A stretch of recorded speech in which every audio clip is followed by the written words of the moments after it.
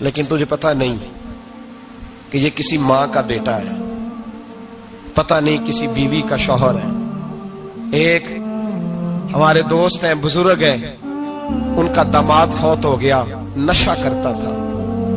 तो मैं ताजियत करने उनके घर पहुंचा तो खड़े हो गए हाथ बांध के, कहने लगे हजरत साहब बाकी सारियां गल्लां छड़ दियो, सिर्फ नशे ते तकरीर करया करो। वो जब जीता था तो तब भी उसके बच्चे यतीम ही थे, यतीम ही थे। मेरी बेटी जब मेरे घर आती थी और मैं अपने पोतों के उतरे कपड़े उसे पहनने को देता था तो मेरा कलेजा फटता था। और मेरी बेटी उसकी जिंदगी में भी बेवा की जिंदगी गुजार रही थी। वो मेरी बहुओं के उतरे हुए कपड़े पहनती थी। कोई दुआ करो, कोई जलसे करो, ये लत खत्म हो जाए। और कहने लगा अब मेरे वो चला तो गया है, दादा दादी इसके पहले कोई नहीं, चचा है कोई नहीं, जब तक तो मैं जिंदा हूं इन नवासों को कोई रोटी का लुकमा, कोई कपड़ा मिल जाएगा। लेकिन सोचता हूं मैं बूढ़ा हूं, मर गया तो इनको कोई पूछेगा भी नहीं, कौन इनकी खबर। इतना जुल्म इस कौम से, इतनी ज्यादती। और आराम से लिखकर लोग गुजर गए कि ये 70 लाख है, इनका दर्द तो समझो, तकलीफ तो समझो। 7 फुट का सोना जवान और नशे का आदी है तो किसी नाली में पड़ा हुआ है। और मैंने कहा उस कौम के साथ इससे बड़ा भयानक मजाक क्या होगा। कोई दानिश्वर था बड़ा जालिम, उस जालिम से कोई मशवरा लेने आया, उसने आके कहा तू बड़ा जालिम है, बड़े कड़वे मशवरे देता है, मेरा एक दुश्मन है, मैं उससे बदला लेना चाहता हूं, मेरा दिल करता है उसका बच्चा कत्ल कर दूं ताकि वो तड़पे। तो जालिम ने कहा उसे कत्ल न कर, वो तो उसका बाप 2-4 महीने रो के चुप कर जाएगा।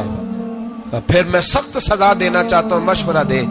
तो उसने कहा उसके बच्चे को नशे पे लगा दे। जिसका बच्चा नशा करेगा वो बाप रोज मरेगा, रोज जिएगा, वो माँ रोज मरे जिएगी, नशे पे लगा दे। इस कौम के साथ सबसे बड़ा जुल्म ये हुआ कि मिल्लत का जवान नशे पे लग गया, ड्रग्स पे लग गया।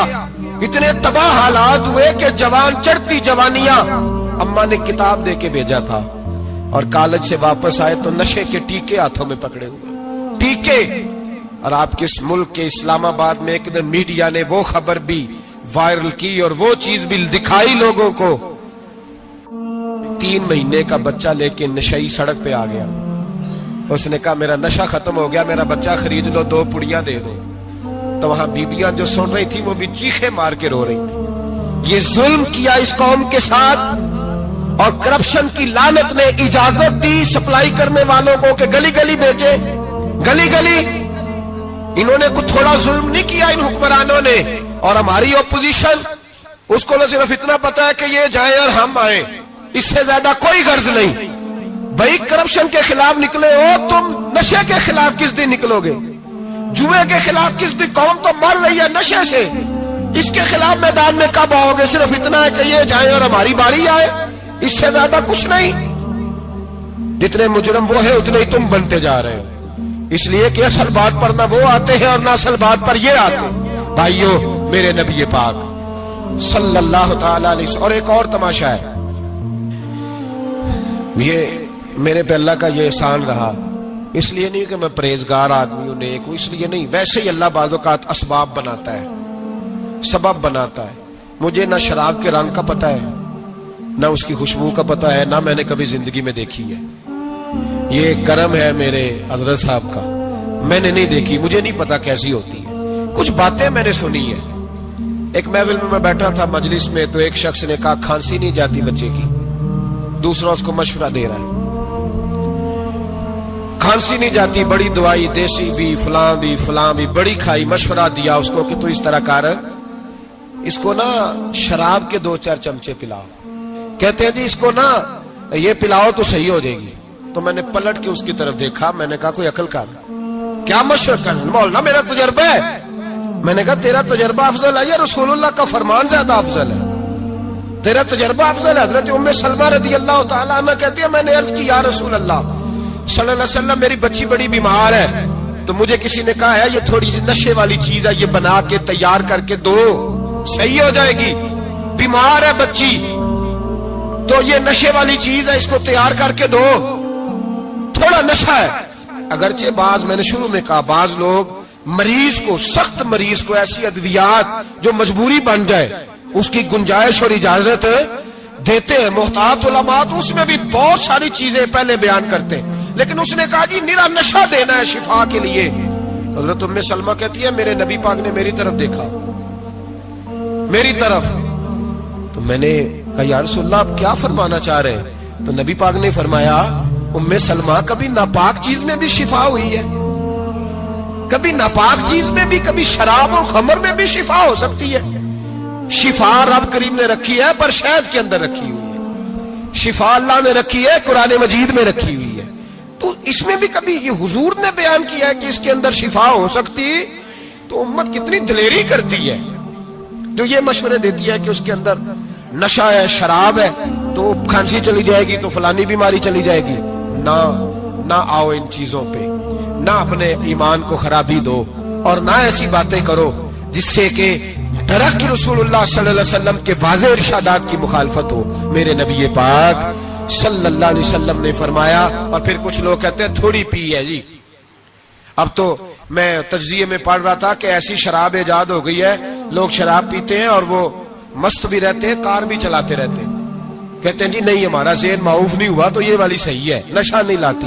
میرے نبی پاک صلی اللہ علیہ وسلم نے فرمایا جس چیز کی تھوڑی مقدار، زیادہ مقدار حرام ہے اس چیز کی تھوڑی مقدار بھی حرام ہے. جس کی زیادہ مقدار حرام ہے اس کی تھوڑی بھی.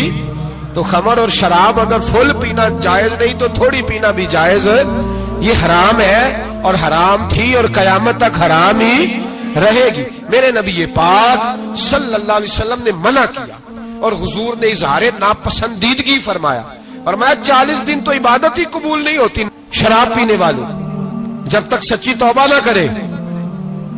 ایک دن صحابہ بیٹھے تھے سارے، حضرت ابو بکر صدیق بھی تھے، فاروق اعظم بھی تھے، عثمان غنی بھی تھے، ڈھیر ساری تعداد تھی صحابہ کی، سارے تشریف فرما تھے. حضرت عبداللہ ابن عمر رضی اللہ تعالیٰ عنہ حدیث کے راوی ہیں، اور مستدرک للحاکم کے اندر ابن حبان کے اندر یہ روایت موجود ہے. فرماتے ہیں صحابہ نہ بات کر رہے تھے، اور بات یہ کر رہے تھے کہ یار لوگوں کو گناہوں سے کیسے روکا جائے، لوگوں کو گناہوں سے گفتگو. صحابہ یہ کر رہے تھے. عبداللہ ابن عمر کہتے ہیں بیٹھے تھے اور یہ گفتگو کر رہے تھے کہ گناہوں سے پلاننگ جی ہوتی تھی. ان کی جو محفلیں ہوتی تھی نا بیٹھ کے، وہ خوش گپیاں نہیں ہوتی تھی، بلکہ وہ تبلیغ کی، جد و جہد کی، لوگوں کو برائی سے منع کرنے کے لیے بیٹھتے تھے، اس پر منصوبہ بندی کرتے تھے، پلان کرتے تھے، آگے ترتیب دیتے تھے. گفتگو ہو رہی تھی تو اب آپس میں بات ہونے لگی کہ کون سا گناہ زیادہ برا ہے جس پر سب سے پہلے کام کیا جائے.